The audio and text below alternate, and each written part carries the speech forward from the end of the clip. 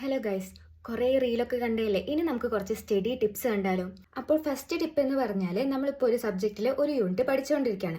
So ആ പഠിച്ചുകൊണ്ടിരിക്കുന്ന ഒപ്പം തന്നെ നമ്മളൊരു ചെറിയ ഷോർട്ട് നോട്ട്സ് ഉണ്ടാക്കി പോകണം. അതായത് ഇപ്പോൾ മാത്സിലെ ഫസ്റ്റ് യൂണിറ്റ് ആണ് നിങ്ങൾ പഠിക്കുന്നത് വെച്ചാൽ അതിലെ ഇക്വേഷൻസ്, ഇമ്പോർട്ടൻ്റ് ആയ ഇക്വേഷൻസ്, എപ്പോഴും ഇമ്പോർട്ടൻ്റ് ആയ പ്രോബ്ലംസ് എല്ലാം നമ്മൾ അപ്പോൾ തന്നെ നോട്ട് ചെയ്ത് ഒരു ഷോർട്ട് നോട്ട് എപ്പോഴും ഉണ്ടാക്കുക. എക്സാമിൻ്റെ അന്ന് നമുക്ക് ഈ ഷോർട്ട് നോട്ട് റെഫർ ചെയ്യുമ്പോൾ ആ യൂണിറ്റിലുള്ള ഭൂരിഭാഗം കാര്യങ്ങളും മനസ്സിലാവുന്ന രീതിയിലാവണം നമ്മൾ ഈ ഷോർട്ട് നോട്ട് മുമ്പേ ഉണ്ടാക്കേണ്ടത്. സെക്കൻഡ് ടിപ്പ് എന്താണെന്ന് വെച്ചാൽ മുഴുവനായി പഠിക്കാതെ പഠിക്കുന്ന കാര്യങ്ങൾ നല്ല ക്ലിയർ ആയി പഠിക്കുക. അതായത് ഒരു 5 യൂണിറ്റ്സ് ഉണ്ട് നമുക്ക് എക്സാമിന് പഠിക്കാൻ. പക്ഷേ ഒരു 3 യൂണിറ്റ്സ് തന്നെ അത്യാവശ്യം നല്ല തറവായി പഠിച്ചാൽ അത്യാവശ്യം നമുക്ക് മാർക്ക് നല്ലോണം സ്കോർ ചെയ്യാൻ പറ്റും. അതായത് വാരി വലിച്ച് പഠിക്കാതെ പഠിക്കുന്ന കാര്യങ്ങൾ അത്യാവശ്യം നല്ല ക്ലിയർ ആയി മനസ്സിലാവുന്ന രീതിയിൽ പഠിക്കുക.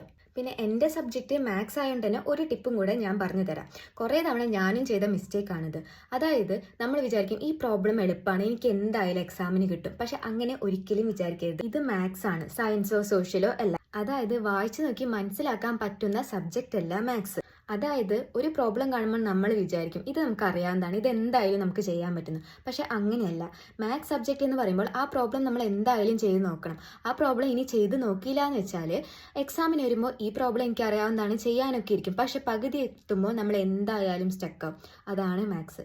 സോ എല്ലാ പ്രോബ്ലംസും നമ്മൾ എന്തായാലും ഷുവറായിട്ടും ചെയ്ത് നോക്കി ക്ലിയർ ആയതിനു ശേഷമേ മാത്സ് സബ്ജക്റ്റ് കംപ്ലീറ്റ് ആയി പഠിച്ചു എന്ന് നമുക്ക് പറയാൻ പറ്റുള്ളൂ. ഈ ടിപ്സൊക്കെ നിങ്ങൾക്ക് ഉപകാരപ്രദമായെന്ന് ഞാൻ വിചാരിക്കുന്നു. അപ്പോൾ ഓക്കെ, ബൈ.